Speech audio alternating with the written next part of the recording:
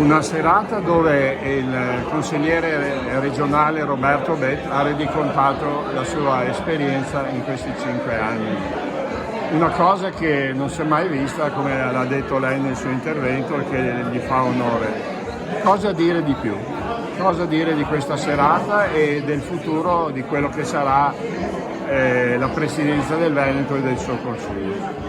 Beh, una serata molto importante, Roberto ha dimostrato di essere un esempio di come si fa politica, una politica che non promette ma rendiconta, quindi un esempio virtuoso che io ho scelto di valorizzare venendo qui e spero che questo avvenga in tutti i territori, perché abbiamo bisogno di rappresentanti politici che rispondano del proprio operato e lo facciano costantemente. Ha fatto il sindaco del proprio comune, ha un attaccamento viscerale con questo territorio e quindi è bello vedere questi esempi di politica che potranno garantire anche una maggiore affluenza al voto. Quindi è una spinta, diciamo, alla sua candidatura prossima, visto che un po' di indecisione forse c'era? Ma credo che per persone così le liste della Lega siano sempre aperte e debbano essere aperte. Abbiamo bisogno di persone che conoscano i propri territori, conoscano via per via il proprio comune, e lui ne è un esempio molto importante.